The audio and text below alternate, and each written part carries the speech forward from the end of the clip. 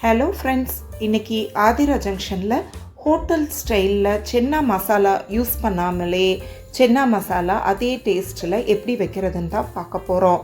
நான் சொல்கிற மாதிரியே நீங்கள் ஃபாலோ பண்ணி செஞ்சு பாருங்கள், உங்களுக்கு எக்ஸாக்டாக அதே டேஸ்ட்டில் கிடைக்கும். அதுக்கு முதல்ல நான் 2 பழுத்த தக்காளியை சின்ன சின்னதாக நறுக்கி மிக்ஸி ஜாரில் போட்டிருக்கேன்.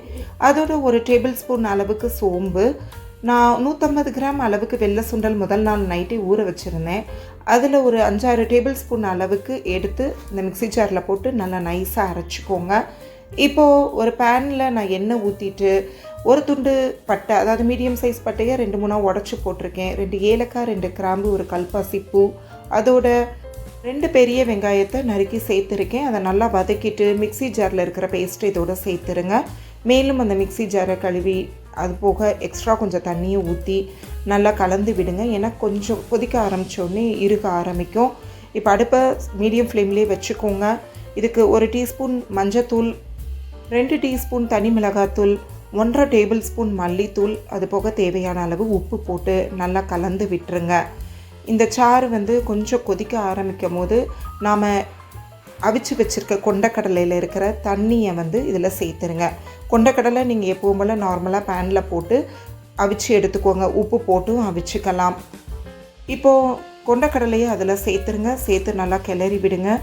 இப்போ நல்லா கொதி வரவும் உப்பு சரி பார்த்துக்கோங்க.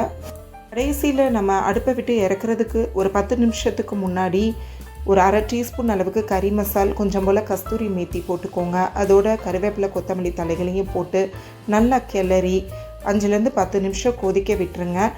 இப்போ அடுப்பை நீங்கள் சிறு தீயில் வச்சுக்கலாம்.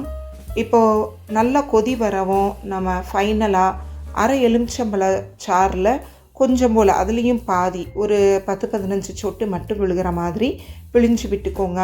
அதை நல்லா கிளறி விட்டுட்டு நீங்கள் ஸ்டவ்வை ஆஃப் பண்ணிவிட்டு இறக்கிடலாம். அவ்வளோதான், ஹோட்டல் ஸ்டைல் சென்னா மசாலா ரெடி. இது சப்பாத்தி பூரிக்கு ரொம்ப டேஸ்ட்டாக இருக்குங்க. இந்த ரெசிபி நீங்களும் உங்கள் வீட்டில் செஞ்சு பாருங்கள். அவசியம் கமெண்ட் பாக்ஸ்லையும் கமெண்ட் பண்ணுங்கள்.